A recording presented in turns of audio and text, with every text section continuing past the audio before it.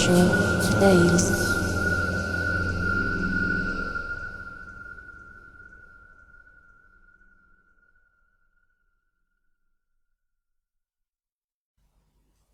A man called Edward White was talking to a man called Charles Fowler at the Embankment Club.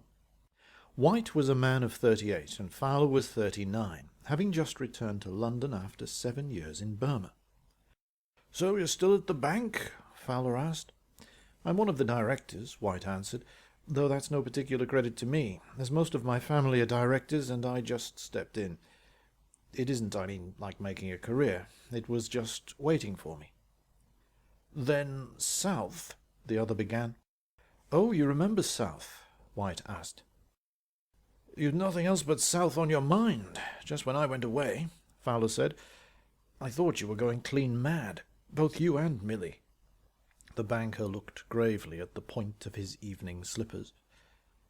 "I think we were both going mad," he said. "But it wasn't we who did in the end. It was South." "Oh, South," Charles Fowler said. "I thought there was more in him than that. I thought he was a tremendous swindler. What's the word? Charlatan? But I certainly thought he had some sort of powers." "He had," the banker declared grimly. "I don't want to talk about it, but I may as well. If I don't, you'll hear some silly version from some other chap. It was like this. Just about after you left, Millie and I really did go practically off our heads. It wasn't only that we were prepared to stake all we had on that wretched medium's wretched tricks. It wasn't, as I've said, that Millie and I were prepared to stake our fortunes, but we were trying, we were succeeding, in roping in the whole fortunes of a lot of other people, unfortunate old maids and servants and people. You can't understand that sort of madness. I can't understand it myself, though I've been through it. Why, should the fact that a tambourine jangles in the air in a dark room, or a phosphorescent hand touches you on the face, why in the world should that seem the most important thing in the whole world? There's no knowing. It's just a madness. It's like seeing an enormously bright ray of light and being convinced that it's a diamond sparkling, and then suddenly, lo and behold, it's just a bit of broken bottle glass. Anyway, there was this man South, a weird-looking creature with nasty, shifty eyes. You remember him. You used to think he had powers, you say. Well, he had powers. But the point is that the powers he had weren't, if you understand me, the powers we thought he had. They weren't even the powers he thought he had. Anyhow, we were getting together quite a large sum of money for him. There was mine and Millie's and old Odd Williamson's and 20 or 30 other people's. Why, there might have been 40 to 50,000 pounds in it for him. And after his collapse, we discovered he had forged another old woman's name for just about 40,000 and lost the money on the stock exchange, so that our money would have gone to make up that sum. You understand, he was an arrant swindler. He thought he was an arrant swindler.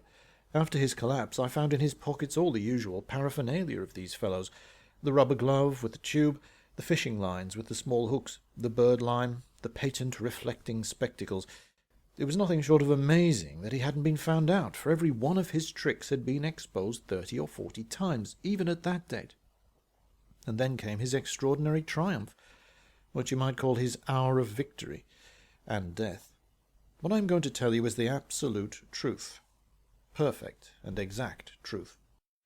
It was the day before our cheque was to have been handed over to South, and South was going to give us all a manifestation in the afternoon. He preferred the night himself as a rule, because it was easier to get darkness. But there was an old general, Sir Neville Beville, who had to catch a 6:20 train to his place near Southampton, and he wanted to get some money out of him, so the séance was to take place at 4:30 at Lady Arundel Maxwell's. You remember her? I dare say you remember her room, a big, ordinary drawing-room with a terrific lot of Indian stuff about it. Not in the least bogified as far as the house went. But of course there was that disagreeable skeleton of the old West Indian obi worker in front of the fireplace, and there were other unpleasant things in the room, though I've forgotten what they were. I dare say South rather liked to have them about. They increased the feeling of mystery. Well, the meeting began about 4. There might have been 20 of us. General Sir Neville Beville himself tied South into an ordinary bentwood American chair. South wasn't looking at all well that day. Extraordinarily pale he was, and with his eyes unusually big. The General tied and tied, and then South Winston said, "Hi, I can't stand that." The old General said, "Ah, I thought you wouldn't be able to. That was a knot I used for tying up some of those yogi fellows that did the murders in the Deccan." "But confound it," South exclaimed, "I'm not a murderer. There's no need to tie the ropes till they eat into the flesh, right through my skin. Damn it, you untie them." The General grumbled a good deal. Then he undid the knot, and South began to shake his hands and slap them together. They were perfectly blue. He began to explain to the General that he could not be expected to make any manifestations when he was in acute pain. He wouldn't be able to keep his mind on the subject. And then he asked whether the General hadn't brought the pair of police handcuffs he'd suggested using. The General went and got the handcuffs. They were put on South's wrists, behind the chair. Then the General took a piece of rope and tied it from the cuffs under the seat of the chair to the two front legs, and round South's legs and arms and body, in all sorts of ways. South said he didn't mind that, but he still complained that his hands hurt him, and he really appeared to be extraordinarily irritable. It came out most when the General began to press him to make a demonstration in open daylight. You understand the General was an absolute novice at the sort of thing. He'd never been to a séance of any kind before, and he was one of those chaps who say they have an absolutely open mind. Usually South refused to answer many questions of that sort. He used to say he needed the darkness in order to be able to concentrate his mind. If he looked at any other objects, they took his thoughts away. And usually that was taken to be sufficient. But the General went on pressing him and pressing him. "Can't you give an exhibition in the daylight?" he kept on saying. "Can't you? Can't you?" And then South exclaimed, with exasperation, almost in a sort of scream, "By God, I can!" He must have been in a really extraordinary state of irritation. Indeed, he looked as if he might be going mad, almost positively epileptic. He sat, leaning forward on the ropes that tied him to the chair, and glared furiously at the General. "Well then, do it," the General said. Then fell a regular silence on us all. You see, we all believed in South. We all believed that he could make manifestations in the daylight, and we began to think he was going to do it then. It was decidedly the most unpleasant thing I've ever been in. The room, as I've pointed out, was quite commonplace. We could hear the rumble of the underground if we listened carefully, and a chap a long way down below crying daffodils, and occasionally a muffin bell, as one of the windows was open. I forgot to tell you that what we'd really come there for was to get a manifestation of the spirit of Anne Boleyn. She was an ancestress of General Neville Bevill, and he was always talking about her. South kept staring at the General, and the General kept quite quiet. He explained afterwards that he didn't want to interfere with the chap, whom he supposed was praying or something. I dare say South was a good deal upset, if only because he'd had to find the 40,000 the next day, or it would mean 7 years for him. I've no doubt, swindler that he was praying for a miracle as hard as he could go. After all, his whole life was in the balance, and I dare say his whole life was as important to him as anyone else's is to anyone else. At any rate, no doubt he was willing it as hard as he could.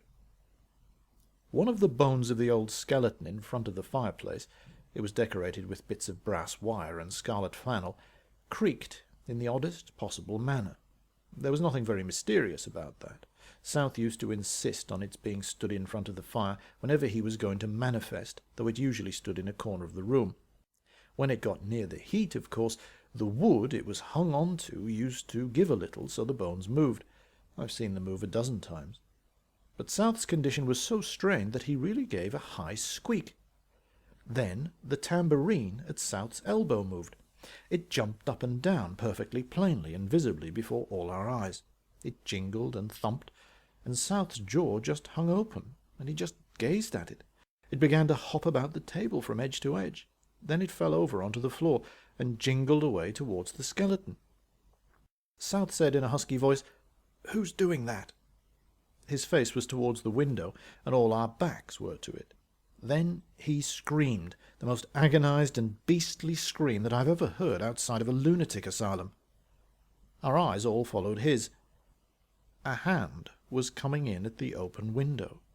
You remember it was Anne Boleyn that we'd come there to meet. Well, this was Anne Boleyn's hand. There was a distinct, rudimentary, extra little finger. Anne Boleyn had 6 fingers on her right hand. That was why she was always drawn with her hands folded. She was very much ashamed of the defect. And the hand just came in at the window. It was dark against the light at first, then it looked white enough. It passed close to old Lady Arundel Maxwell's face, and she exclaimed, "How cold! How extraordinarily cold!" We weren't any of us very particularly moved, not extra moved. We'd all of us been to a good many séances, and had felt cold hands passing near our faces, but of course it was a sufficiently exciting thing to have it happen in broad daylight. But South's mouth was hanging open, his eyes were starting out of his head, and there was perspiration all over his forehead. The hand stopped just beside General Neville Bevel, at about a level with his chest. It was pointing towards South, with the first finger stretched out, as if the person behind it were addressing him. He shrank back, right against the back of his chair, huddling into it.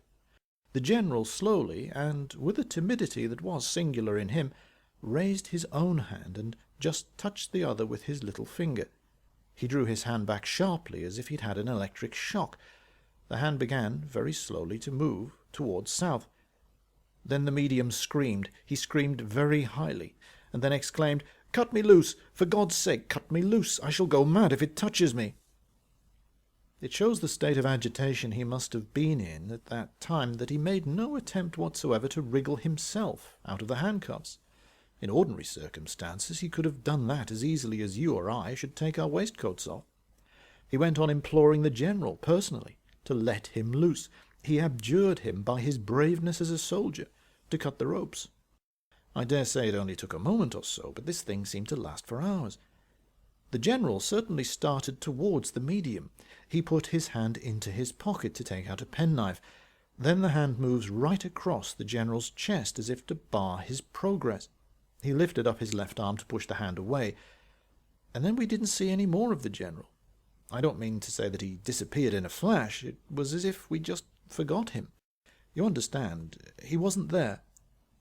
He was found that afternoon wandering about Putney without a hat. He didn't remember how he got there. He didn't even remember who he was. It was a case of complete failure of the memory. The only thing that he could remember at the moment was Anne Boleyn's hand, and he didn't want to talk about that for fear of being laughed at. He never talked about it, except just once, to me. The police took him home all right, of course, because he had his card case in his pocket, and he was all right again in a month or so. As for the hand, it just got nearer and nearer to the medium, and he continued screaming until it touched him. Then he became dead silent, and after the contact he exclaimed, "Cold, cold." That's all he's ever done from that day to this. He walks about the grounds of a private lunatic asylum in Chiswick, shivering pitifully and exclaiming, "Cold, cold." Lady Arundel Maxwell pays for him. She devoutly imagines that when he's cured he'll be able to explain the secrets of the universe. But he never will be cured. "And what do you make of it all?" Charles Fowler asked. "I don't make anything at all," Edward White confessed. "Perhaps it was only the grace of God. I mean that his collapse certainly saved quite a number of poor people from ruin, and possibly it saved me from becoming the accomplice, the quite unwitting accomplice, of course, of an atrocious charlatan. On the other hand, there's the other possible view, the view that spiritualists are trying to make fashionable today, that mediums who are perfectly genuine sometimes have their days of failure, and reinforce themselves with bits of fishing line and inflatable rubber gloves. But for myself, I'm perfectly convinced that the poor beast was a swindler, just at the end of his tether, and that in his agony his will, which he didn't really believe in, suddenly worked.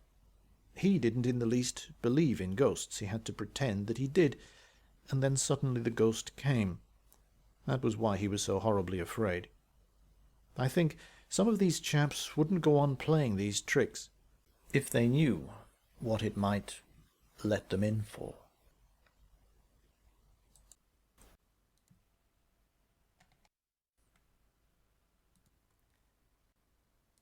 Upsurge daily. Juliet Lyrasjanopoulos.